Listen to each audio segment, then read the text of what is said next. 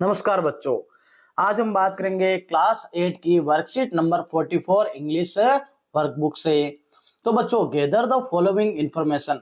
आपके सामने कुछ सूचनाएं जिनको इकट्ठा करना है अबाउट योर सिटी, आपके शहर के बारे में, विलेज गांव के बारे में, right a few lines about it, और उनके बारे में कुछ सब लिखना है।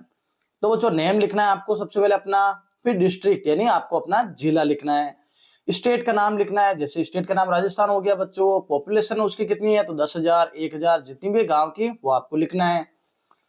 नियरेस्ट रेलवे स्टेशन, आपके सबसे नजदीकी रेलवे स्टेशन क्या है बच्चों तो वो लिखना है। जैसे चारबाजार रोड मैंने लिखा है।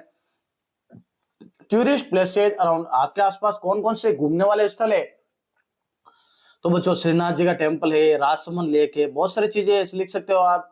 Two things you like about your city, दो चीजें जो आपको आपके शहर के बारे में पसंद है वो क्या है तो I like the temple of my village, मैं अपने गांव का एक मंदिर बहुत पसंद करता हूँ। और आई लाइक माई स्कूल में लाइक मोस्ट, मैं अपने स्कूल को सबसे ज्यादा पसंद करता हूँ।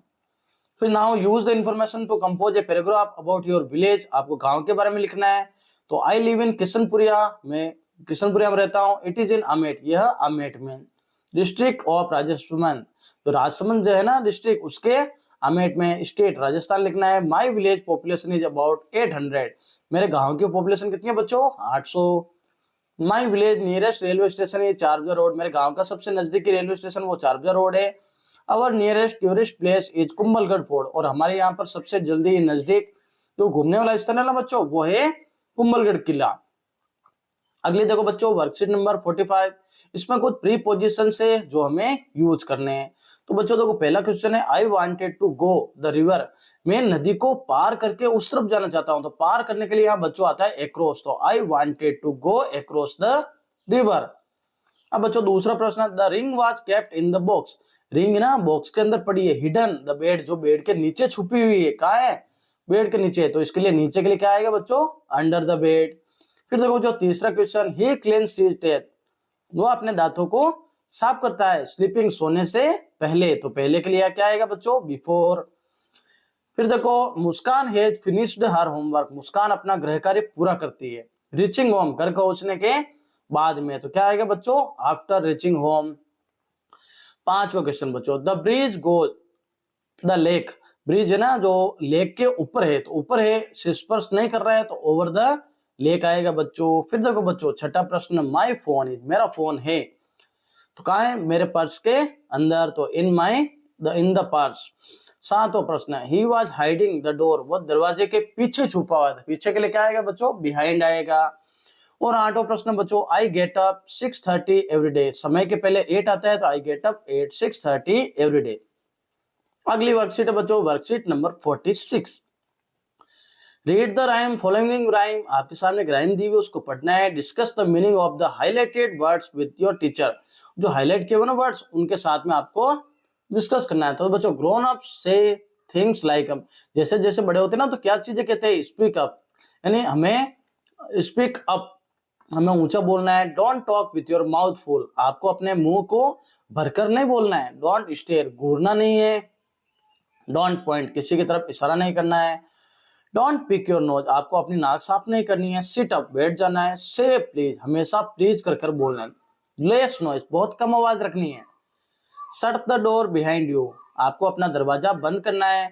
डोंट ड्रैग योर फीट, आपको आपके पैर नहीं घसीटने हैं। Haven't you got the hanky, क्या आपके पास हैंकी है क्या, रुमाल है क्या।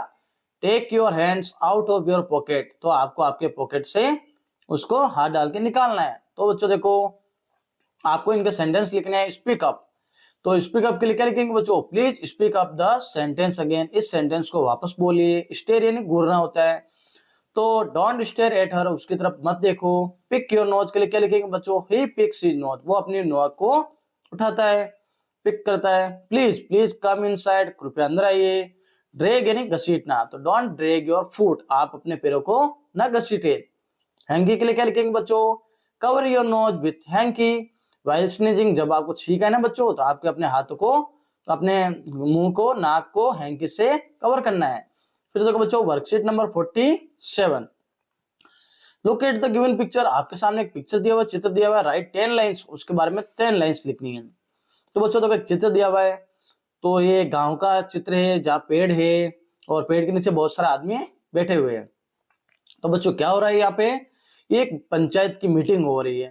तो जो ऊपर कुछ शब्द लिखे, विलेज का मतलब गांव होता है, सरपंच होता है गांव में, मीटिंग होती है ना गांव में बच्चों, इवनिंग यानी शाम को, डिस्कशन यानी बातचीत करना, इश्यू कोई समस्या हो तो, पार्टिसिपेशन यानी उसमें पार्टिसिपेट करना, भाग लेना, मैन यानी बहुत सारे आदमी, इलेक्ट्रिसिटी यानी बिजली, वुमेन यानी औरत, और सिस्टम यानी सिस्टम जो भी होता है।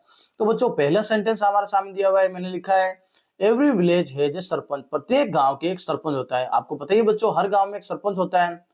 दूसरा, there was a meeting in evening, वहां पर हर शाम को मीटिंग होती है, यानी ग्राम सभा भी होती है गांव में, बहुत से गांव ग्राम सभा होती है, तो उनमें समस्याएं जो निवारण की जाती है। फिर देखो बच्चों, इन मीटिंग, मीटिंग के अंदर all members should discuss about village problem, सारे लोग क्या करते हैं, जो गांव की समस्या है ना उसके बारे में डिस्कस करते हैं।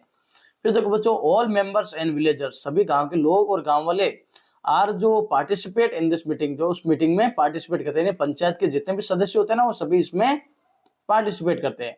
अगला प्रश्न, इन द मीटिंग, मीटिंग के अंदर द प्रॉब्लम ऑफ विलेज, जो गांव की प्रॉब्लम होती है ना बच्चों, solved by the all members, सभी लोगों के द्वारा उस प्रॉब्लम का सॉल्व किया जाता है, यानी गांव की जो समस्या होती है उनको सॉल्व करते हैं। तो बच्चों आप सभी मेरे चैनल को सब्सक्राइब जरूर करना और वीडियो को ज्यादा से ज्यादा शेयर करना।